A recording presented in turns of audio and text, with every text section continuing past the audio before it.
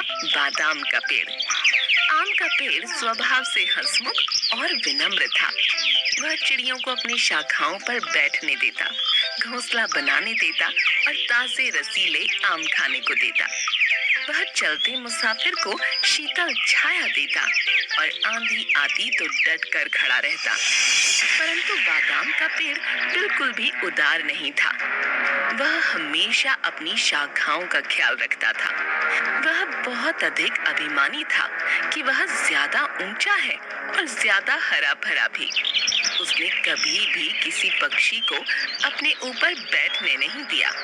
जो कोई भी उस पर बैठने की कोशिश करता, उसे वह उठा देता।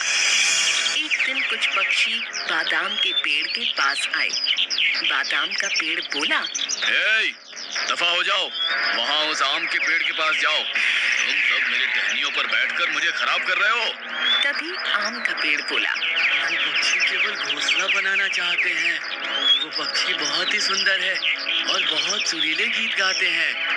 पता है, सब उबाऊ गीत बेसुरी आवाज में। बादाम का पेड़ आगे बोला, अब सुनो, मैं किसी को अपने पत्तों से पास आने नहीं दे रहा। वो मेरी सुंदर टहनियों को बिगाड़ देंगे। तुम उन्हें अपने ऊपर बैठने दो। वैसे भी मैं छोटे वृक्ष के मुंह नहीं लगता। दिन गुजरते गए और आम के पेड़ के बीच और बादाम के पेड़ के बीच कुछ नहीं बना रहा। आम का पेड़ सभी पक्षी से खुशी खुशी रहता, तो बादाम का पेड़ किसी से बात भी न करता। एक दिन मधुमक्खी का झुंड उस पेड़ के पास आया। रानी मधुमक्खी ने बादाम के पेड़ को देखा और उसे वह छत्ता बनाने के लिए पसंद आया। वह बोली, अरे वाह, यह पेड़ तो मजबूत और सुंदर है। हमारे छत्ते बनाने के लिए सही रहेगा। अच्छा, तुम्हारे बाप का राज है कि यहाँ छत्ता बनाओगी? मुझे मेरी टहनियों पर तुम्हारी वो चिपचिपाहट नहीं चाहिए और तुम सारा दिन भनभनाती रहोगी। जाओ यहाँ से।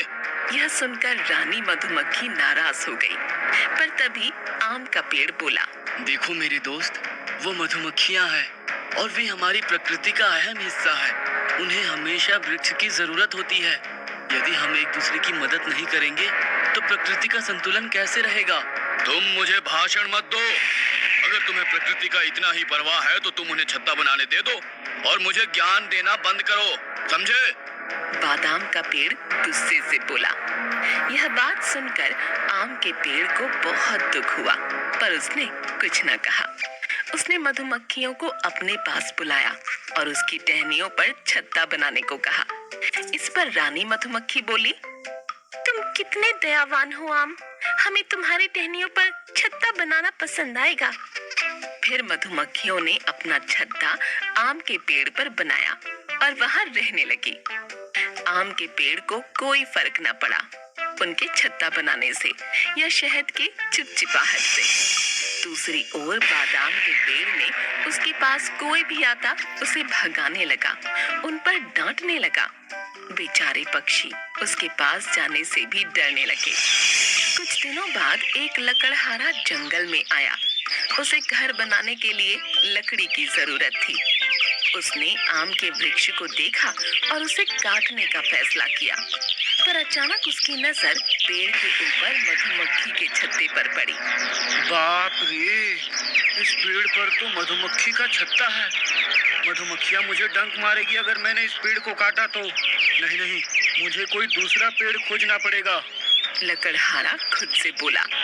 फिर उसकी नजर पास ही खड़े बादाम के पेड़ पर पड़ी। उसे वह बहुत पसंद आया। अरे, ये पेड़ तो आम के पेड़ से भी ऊंचा और मजबूत है। इसकी लकड़ियों से मेरा घर बहुत मजबूत और टिकाऊ बनेगा। चलो, इस पेड़ को ही काटता हूँ। और इस तरह लकड़हारा बादाम के पेड़ को काटने लगा। बादाम का पेड़ रोने लगा।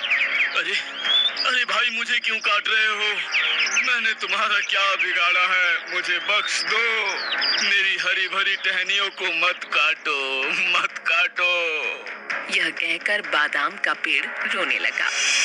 आम का पेड़ सब देख रहा था। उसने मधुमक्खियों को पास बुलाया। सुनो मधुमक्खियों, बादाम का पेड़ खतरे में है।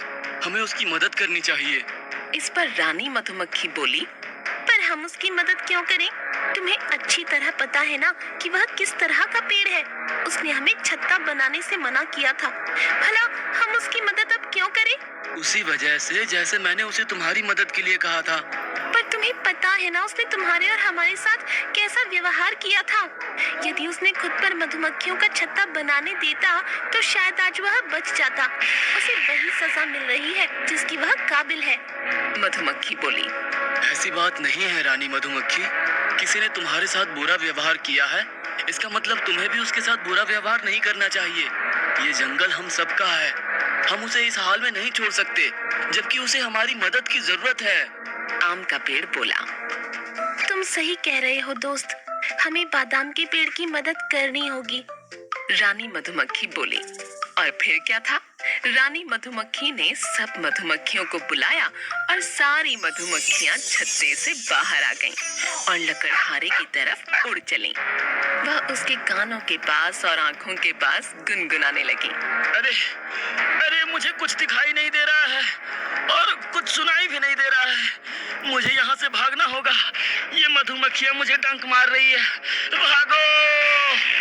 और लकड़हारा वहां से भाग गया।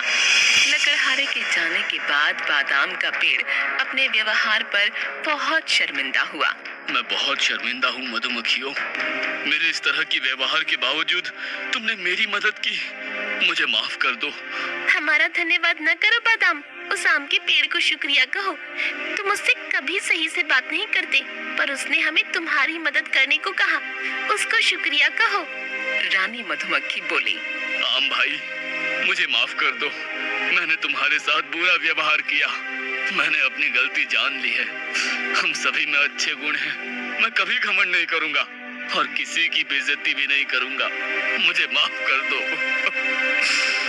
बादाम का पेड़ रोने लगा। बादाम के पेड़ ने सबक सीख लिया था। उसके बाद वह सब पक्षियों की मदद करता। आम का पेड़ और बादाम का पेड़ अब सच्चे दोस्त बन चुके थे।